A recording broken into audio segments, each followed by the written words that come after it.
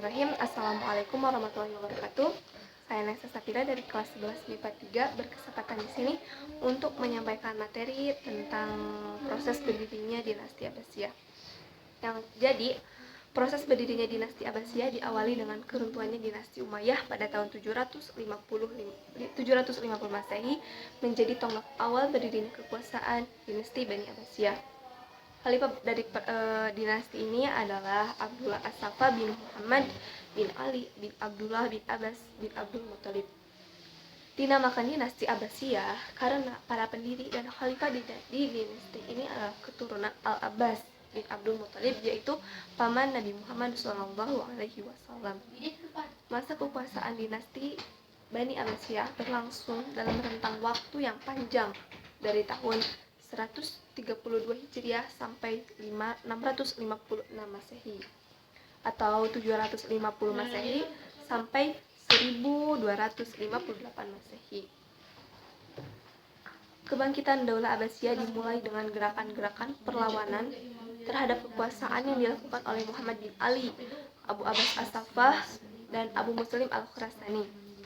Selama hampir 6 abad, para khalifah yang memegang kepemimpinan Daulah Abbasiyah ada 37 orang khalifah.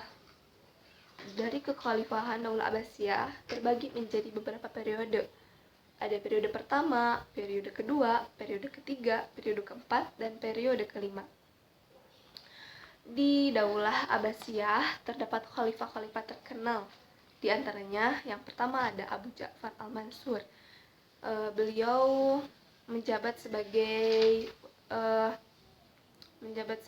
menjadi khalifah pada tahun 754 Masehi sampai 775 Masehi. Selama kepemimpinannya begitu aman, berjalan dengan tentram dan makmur. Stabilitas politik dalam negeri cenderung aman dan terkendali. Beliau wafat pada usia 63 tahun dalam perjalanan menuju ke Mekah untuk menunaikan ibadah haji. Dan yang kedua ada Muhammad Al-Mahdi. Al-Mahdi terkenal sebagai seorang yang sangat dermawan dan pemurah. Pada masa pemerintahannya, kondisi dalam negeri saat itu sangat stabil. Muhammad Al-Mahdi berhasil mencapai kemenangan atas orang Romawi dibantu anaknya, yaitu Harun Ar-Rasyid. Harun Ar-Rasyid juga merupakan seorang panglima penakluk Romawi. Al-Mahdi tercatat memerintah selama 10 tahun dan beberapa bulan. Dan yang ketiga adalah Harun Ar-Rasyid. Beliau dikenal sebagai sosok orang yang sangat pemberani. Pada masa kekhalifahan Harun Ar-Rasyid dikenal sebagai masa keemasan Islam, di mana saat itu Baghdad menjadi salah satu pusat ilmu pengetahuan dunia. Harun Ar-Rasyid memimpin dinasti Abbasiyah selama 23 tahun. Harun Ar-Rasyid mampu membawa dinasti yang dipimpinnya ke puncak kejayaan sebagai pemimpin. Dia menjalin harmonis hubungan yang baik dengan para ulama.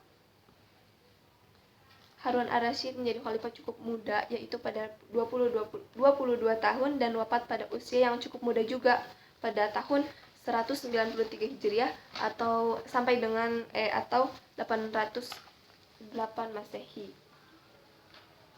Keruntuhan dinasti Abbasiyah. Kemunduran di Daulah Abbasiyah disebabkan oleh faktor internal dan ada juga faktor eksternal. Di antaranya ada persaingan antar bangsa, kemerosotannya ekonomi, konflik keagamaan, dan ancaman dari luar.